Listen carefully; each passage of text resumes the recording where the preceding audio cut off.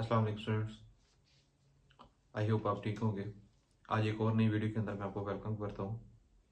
इस वीडियो के अंदर भी हम नेस्टेड लूप की टाइम कम्प्लेक्सिटी फाइंड करेंगे। इससे प्रीवियस वीडियोस के अंदर भी हम नेस्टेड लूप और साथ साथ सिंपल लूप की डिफरेंट वेरिएशन की टाइम कम्प्लेक्सिटी फाइंड करके आ चुके हैं। तो अगर आपको वो नहीं आती तो आप एक दफ़ा जाके उनको देख लीजिएगा। तो सबसे पहले हम इस लूप को अंडरस्टैंड कर लेते हैं, उसके बाद इसको ड्राई रन करके हम इसकी कम्प्लेक्सिटी की इक्वेशन जनरेट कर लेते हैं।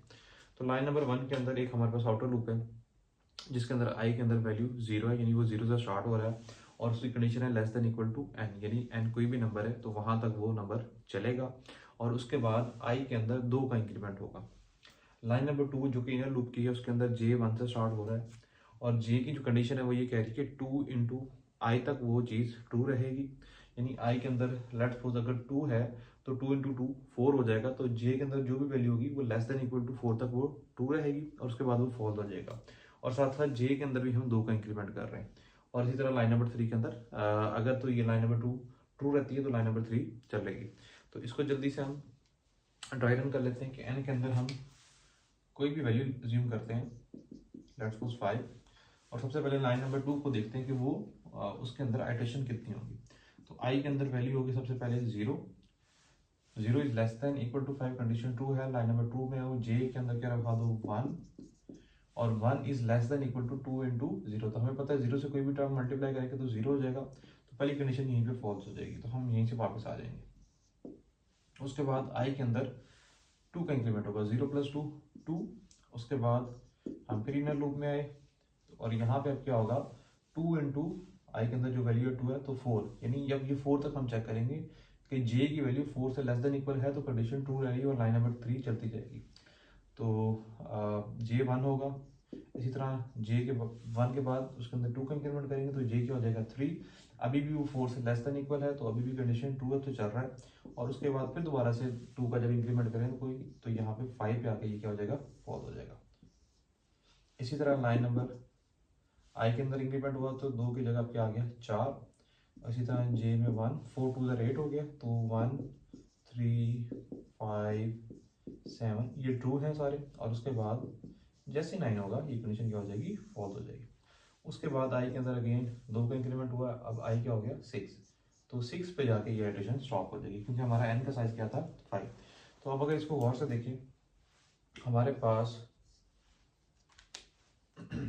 टोटल यहाँ पे जो आइट्रेशन हुई है वो 1 है, यहाँ पे 3 हुई है जे के लिए और यहाँ पे 5 हुई है एंड सो ऑन चलते जा रहे हैं। तो हम ऑड नंबर्स के अंदर आइट्रेशन को मूव कर रहे हैं। और इसके साथ एक और इम्पोर्टेंट बात ये है कि ये वाला जो पार्ट है ये ट्रू का पार्ट है इसका, और ट्रू से मुराद लाइन नंबर 3 चल रही है। और अगर आप गौर से देखें तो लाइन नंबर 3 जब आई के अंदर 2 था तो लाइन नंबर 3 2 दफ़ा ही चला। इसी तरह आई के अंदर जब 4 था तो लाइन नंबर 3 जो है वो 4 टाइम चला, यानी इसी तरह अगर आई 6 था तो होता तो लाइन नंबर 3 6 टाइम चल रही थी। तो हमें यहाँ से पता लग रहा है कि ये वाली टर्म जितनी भी जो भी आई के अंदर वैल्यू होगी उतनी ही दफ़ा ये चल रही होगी। तो इसके अब जल्दी से हम वहाँ पे इक्वेशन ड्रॉ कर लेते हैं। उससे पहले हम इसकी एक सीरीज बन रही है हमारे पास, उसकी इक्वेशन ड्रॉ कर लेते हैं।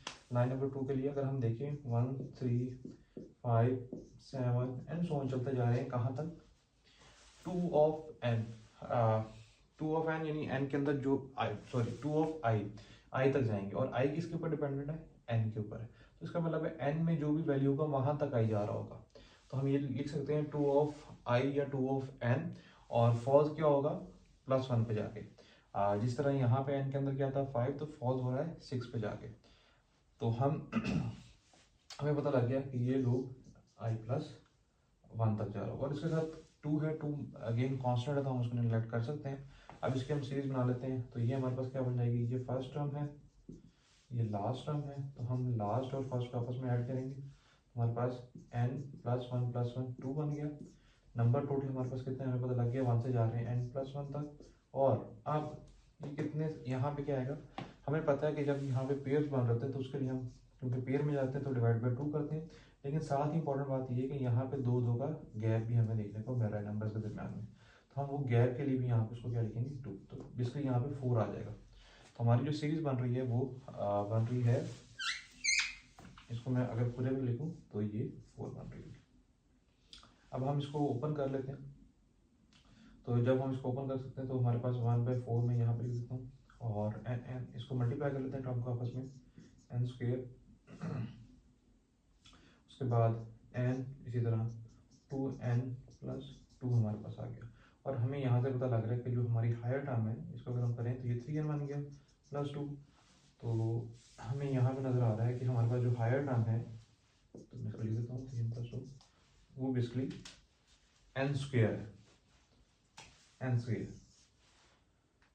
तो हम यहाँ पे डायरेक्ट लाइन नंबर 2 के अंदर n स्क्वेयर लिख देंगे। तो लाइन नंबर 1 की पहले लिख देते हैं, यहाँ पे ऑपरेशन जो भी है, उसके बाद कहाँ तक जा रहा है, n तक जा रहा है n, और क्योंकि 2 का डिफरेंस है तो हमें पता है कि डिवाइड बाई 2 होगा, और ख़त्म कहाँ पे होगा, n डिवाइड बाई 2 + 2 पे, क्योंकि उसके अंदर हम 2 का गैप दे रहे हैं। तो जो भी वैल्यू होगी, जिस तरह यहाँ पे 4 था और n का साइज 5 था, तो जब +2 करेंगे तो i कहाँ पे जा रहा होगा, फॉल होगा 6 पे, तो +2 बेसिकली उस चीज़ को ऐड कर रहे हैं। अच्छा, इसी तरह लाइन नंबर 2 के अंदर C2 इंटू, अब वो सीरीज की हम लिख सकते थे, और उस सीरीज से हमने जनरेट कर लिया कि इसकी कम्प्लेक्सिटी n स्क्वायर में जा रही होगी, तो हम इसको डायरेक्ट n स्क्वायर भी लिख सकते हैं।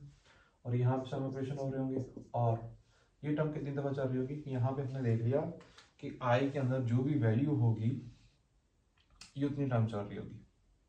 या हम ये भी कह सकते हैं कि जो भी नंबर है n जो भी नंबर है 5, तो उससे ये -1 टाइम चल रही होगी। जिस तरह n 5 था तो -1 करेंगे तो 4 टाइम, यानी 1 2 3 4, तो ये हम लिख देंगे 4n-1 टाइम चल रही होगी। साथ साथ इसके साथ बाहर वाले लूप की भी n जो है वो कम्प्लेक्सिटी जो है वो मल्टीप्लाई हो रही है। तो इसको अगर आप सॉल्व कर दें